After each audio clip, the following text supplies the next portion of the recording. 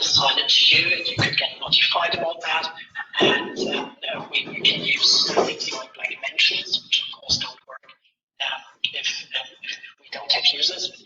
And this way, if you have a proper class with maybe 10, 20, 50 students, and each of those would be authenticated, you can use that. You can subscribe to what's happening, and you can say, here, okay, that's a very good comment.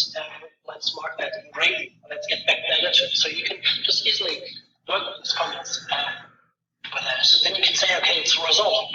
We're done with that. And then it's gone again.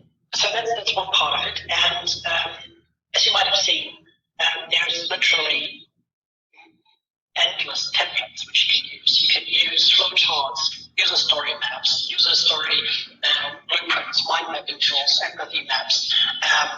You can use so many various chart types, and it's literally you just choose one of those and then you work with it. Be it an agenda, be it downloading things, whatever you really like. And you can of course prepare those templates yourself. So you have a really easy way to, from a methods point of view, create or prepare a session, and then it's easy as pie to integrate them. And everything which you see here to the left, for example, this is pretty ugly, I know, but it was done on the fly during the session. So I created everything here directly during the session, and to be honest, I'm pretty fast and I'm good at stuff like that, even though it looks ugly, but it's really easy to do, and it's just a nice way to work. One thing I want to show you before I move on to one last part here is that's what I did here.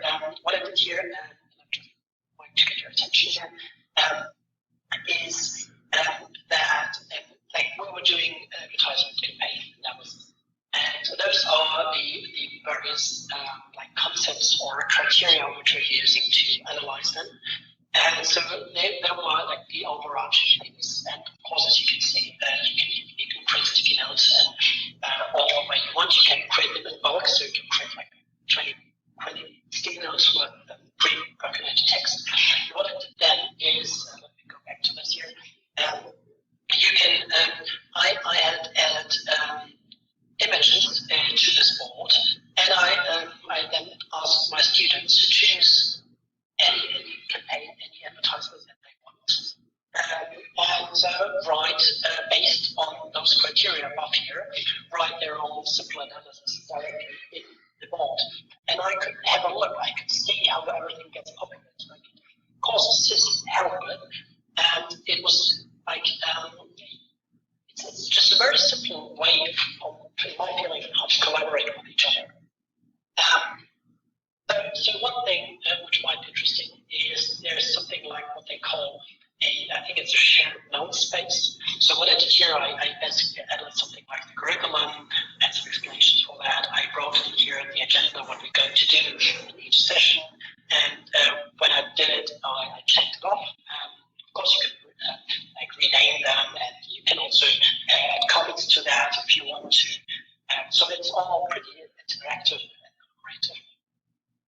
Then those are the assignments which they have, like they need to read papers, they need to research something, and we did some practical stuff like how to do things in a survey tool, for example.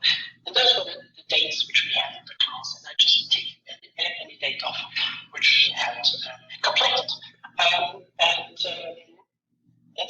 It's super simple, but again, it's just nice to have everything in this app together, which you can easily share and collaborate on, and so on.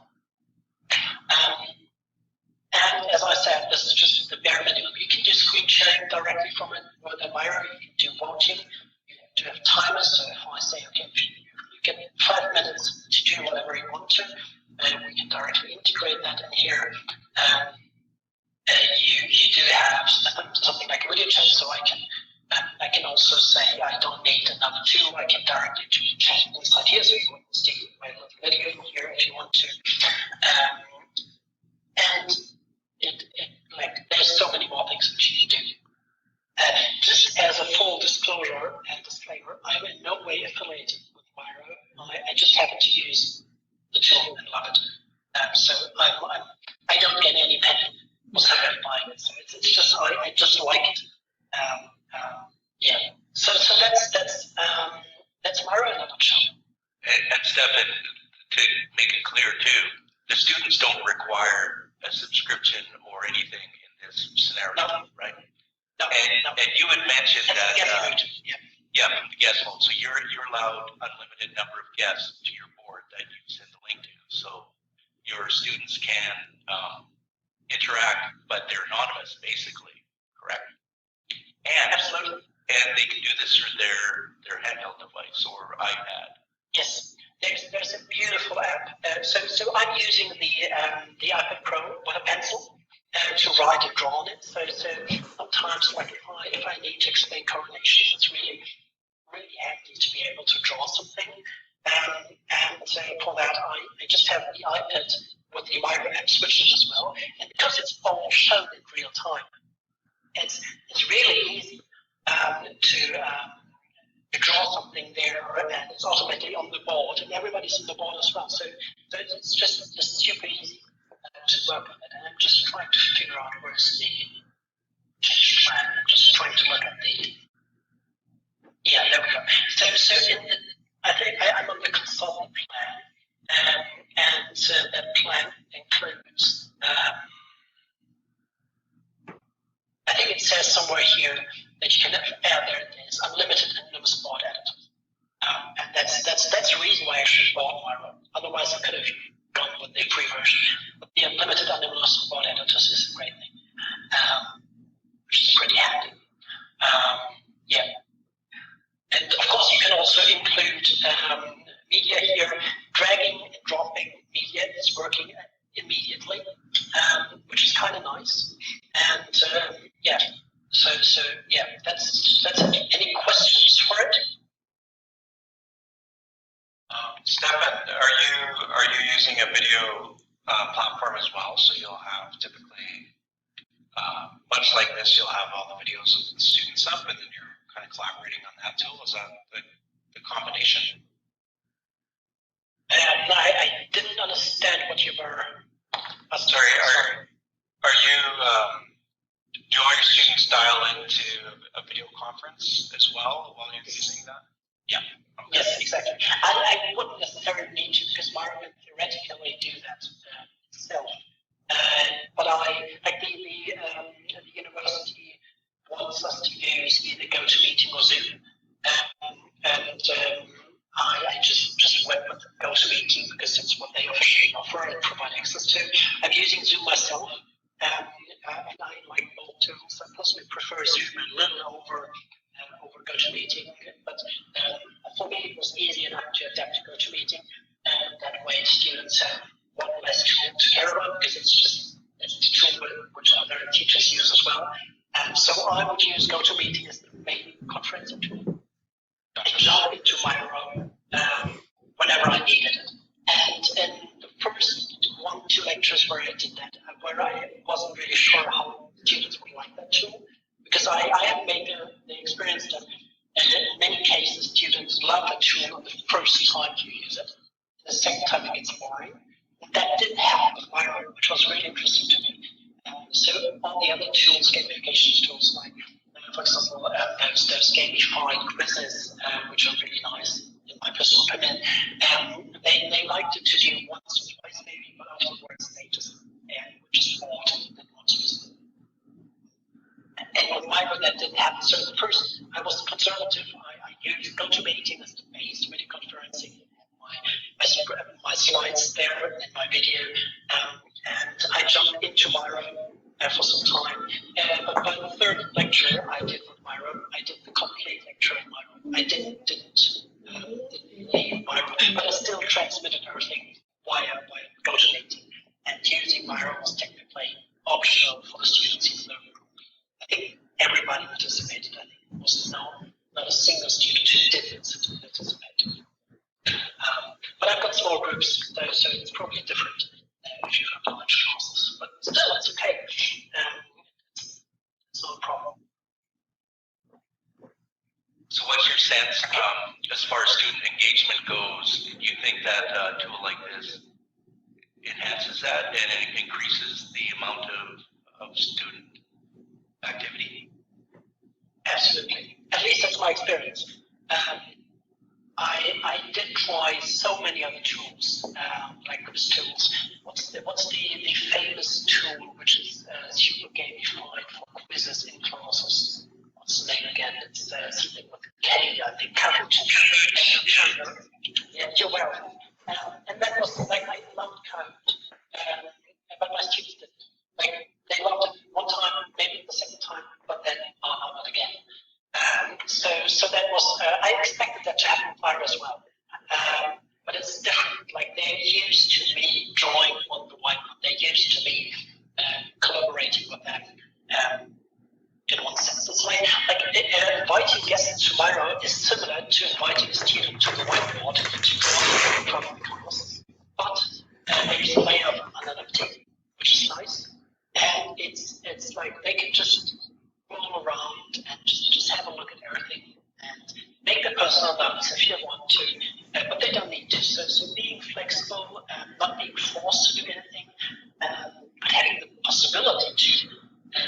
At every moment in the lecture to interact with the material is something which seems to be interesting to students. At least that's my experience. In 2 classes which I used that and both really liked that.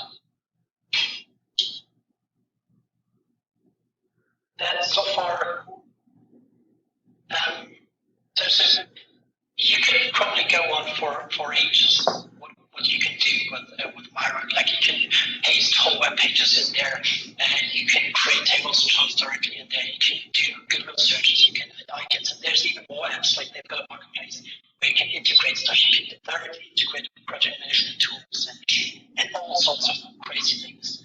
But I personally, I mainly use stickies. I used mind maps. I used frames. I used what you see here is a card. I just dragged in images. I used this note space here, which you can use way crazier. And also you can refer to stuff, which is kind of nice. I like the slash notation.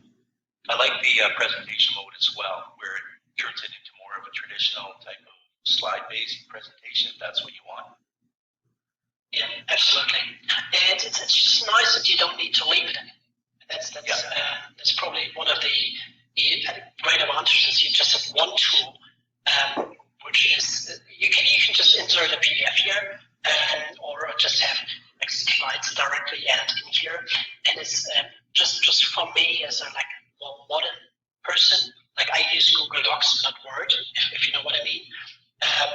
It's just nice to have everything online. You don't have any files to care about. You don't have versions. You just say, okay, I grant access, or I export as a PDF for somebody who's using else, which is fine.